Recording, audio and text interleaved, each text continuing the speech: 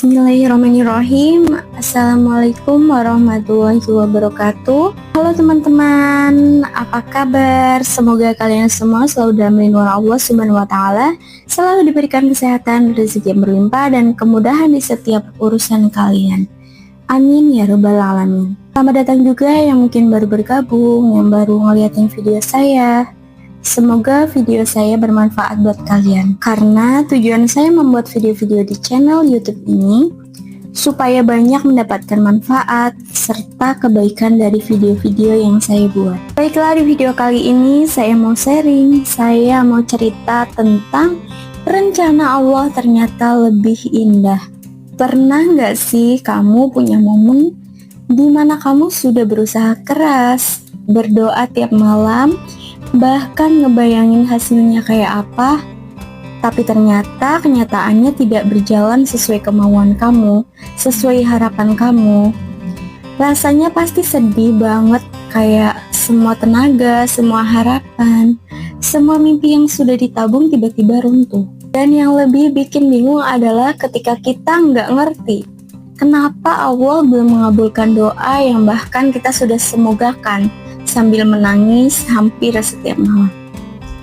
Nah, di episode sharing kali ini aku mau bawain satu kisah yang menginspirasi dan aku pengen banget kalian semua denger ini juga.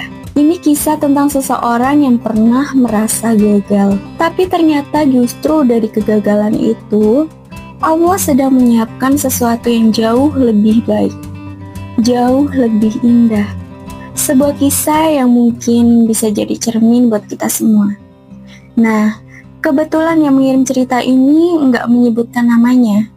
Jadi, kita sebut saja namanya Dila. Dulu, Dila pernah merasa gagal. Baginya dunia seakan runtuh saat doa-doa yang ia panjatkan tak kunjung terjawab seperti yang ia harapkan. Sejak lama sebenarnya Dila ini punya impian yang besar. Dia ingin masuk ke sekolah favoritnya. Dila sudah belajar sangat keras, berdoa setiap malam. Dia membayangkan masa-masa indah mengenakan seragam putih abu-abu di sana. Dia juga membayangkan teman-teman baru, guru-guru yang inspiratif, dan lingkungan belajar yang mendukung mimpinya.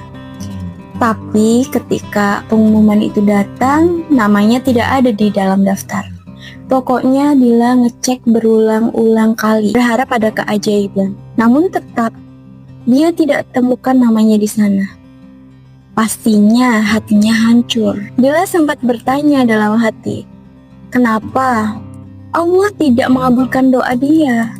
Dan akhirnya, Dila diterima di sekolah yang tidak pernah ia masukkan ke dalam daftar rencana hidupnya. Sebuah SMA yang biasanya disebut SMA Islam. Hari-hari pertama, Dila pastinya terasa berat banget. Aturan-aturan yang ketat, suasana yang baru dan asing, dan kebiasaan-kebiasaan religius seperti sholat duha dan tadarus setiap pagi, semuanya terasa membebani.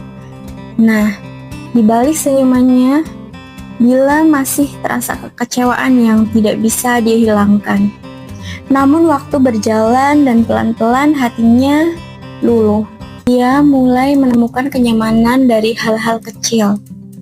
Teman-teman yang tulus, guru-guru yang sabar, suasana yang sangat hangat, dan rutinitas-rutinitas yang dulu terasa berat, perlahan-lahan bisa berubah menjadi kebutuhan hati. Dila tidak lagi melihat sholat duha sebagai formalitas, tapi sebagai sumber kekuatan. Hafalan yang dulu memberatkan, bahkan sekarang jadi penopang keimanan. Nah, tapi saat Dila mulai merasa tenang, ujian lain datang. Keluarganya dilanda kesulitan ekonomi. Meski orang tuanya tak pernah mengeluh, tapi Dila tahu bahwa orang tuanya sedang berjuang keras. Ia mulai dihantui rasa bersalah, takut menjadi beban. Namun di tengah ketakutannya, Allah bukakan jalan. Ia mendapatkan beasiswa karena prestasinya di kelas. Saat itu, air mata yang dulu jatuh karena kecewa, kini berubah menjadi air mata syukur. Dila benar-benar merasakan bahwa Allah tidak pernah meninggalkan hambanya, dan yang paling mengejutkan saat ia menerima dan mencintai takdirnya, pintu-pintu baru terbuka. Ia bisa ikut lomba sampai tingkat provinsi, sesuatu yang tidak pernah dia bayangkan. Ia terpilih menjadi ketua organisasi, padahal dulunya dia adalah sosok yang sangat pemalu. Ia mulai sadar kalau dulu dia tetap memaksakan kehendaknya, mungkin dia tidak akan pernah sampai di titik ini. Dan yang lebih membuatnya terharu, ternyata semua ini adalah jawaban dari doa-doa lamanya yang pernah ia lupakan.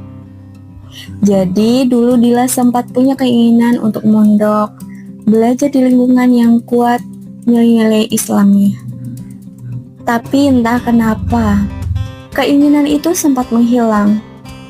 Namun, ternyata itulah jalan yang Allah pilihkan untuk dia. Sekolah yang ia jalani sekarang nyatanya sangat mirip dengan suasana pesantren. Lingkungannya membawanya untuk terus belajar, mendekat pada Allah, dan menumbuhkan akhlak. Sekarang, Dila sangat memahami tentang satu hal yang penting, yaitu sesuatu yang terlihat buruk di awal bisa jadi adalah awal dari kebaikan yang besar. Karena manusia hanya melihat dari satu sisi, sementara Allah melihat segalanya. Apa yang menurut manusia baik belum tentu baik juga bagi Allah. Tapi apa yang Allah pilihkan pastilah yang terbaik untuk kita semua. Sempat meragukan takdir, kini memeluknya dengan syukur. Karena Dila tahu semua yang terjadi adalah bagian dari rencana indah Allah. Rencana yang jauh lebih baik dari apapun yang pernah ia bayangkan. Nah, itu tadi cerita dari Dila. Terima kasih banyak untuk Dila yang sudah mau share ceritanya, yang udah mau sharing. Tentunya sangat menginspirasi. Kadang kita merasa kecewa bukan karena takdir itu buruk, tapi karena ia tidak sesuai dengan keinginan kita. Kita marah pada nasib, kita marah pada takdir, padahal mungkin itu adalah cara Allah menyelamatkan kita dari sesuatu yang tidak mampu kita lihat hari ini. Kisah barusan, kisah Dila tadi adalah satu dari banyak bukti bahwa doa-doa yang terlihat tak dijawab bukan berarti diabaikan. Karena bisa jadi Allah sedang menyiapkan jawaban terbaik, jawaban yang jauh lebih indah untuk kita semua. Dan sadar atau tidak, biasanya yang membuat kita lelah bukan takdirnya, tapi penolakan kita. Kita menolak, menerima bahwa hidup tidak selalu berjalan sesuai rencana kita. Tapi dari situ justru kita harusnya belajar bahwa yang kita inginkan belum tentu yang kita butuhkan. Bahwa terkadang Allah tidak memberi apa yang kita mau karena Dia sedang memberi apa yang kita butuhkan dan apa yang akan menyelamatkan jiwa kita. Dan hebatnya Allah tidak pernah asal menaruh kita di satu tempat. Setiap pertemuan, setiap perpisahan, setiap jalan memutar, semuanya punya maksud. Dan kadang yang Allah maksud itu nggak bisa langsung kita lihat hari ini, tapi suatu hari nanti. Dan kita akan melihat kembali ke belakang dan berkata, "Ya Allah, sekarang aku paham dan aku bersyukur karena Engkau tidak mengabulkan doaku yang dulu kupertahankan mati-matian." Iya, akan ada waktunya suatu hari nanti kamu mensyukuri doa yang Allah tidak kabulkan karena ternyata itu tidak baik untuk kamu. Maka untuk kamu yang hari ini sedang berada dalam masa penantian atau mungkin sedang menatap kenyataan yang jauh dari ekspektasi, jangan buru-buru kecewa. Jangan buru-buru mengira bahwa Allah tidak peduli. Karena bisa jadi kamu sedang dipindahkan dari keinginan kecil menuju takdir yang jauh lebih besar. Tetap percaya, tetap melangkah, tak perlu tahu semua jawabannya sekarang. Yang harus kamu tahu bahwa tidak ada doa yang sia-sia. Allah Maha mendengarkan, Allah selalu bersama kita. Dan kalau Allah menuntun kita, kita tidak akan pernah tersesat. Karena pada akhirnya bukan tentang doa siapa yang paling cepat dikabulkan, tapi tentang siapa yang paling sabar bertahan di antara semua ketidakpastian. Dan tetap yakin bahwa di balik semua ini, Allah sedang menuliskan kisah yang indah. Kisah yang nantinya akan kamu ceritakan sambil tersenyum dan berkata, sungguh Allah Maha Baik. Kalau kamu mau cerita dan juga diceritakan dalam segmen sharing, kamu bisa kirim cerita di komen YouTube channel ini ya. Sekian dulu sharing saya hari ini, semoga bermanfaat untuk teman-teman semua. Sampai jumpa di video saya selanjutnya. Terima kasih. Silahkan menonton. Wassalamualaikum warahmatullahi wabarakatuh.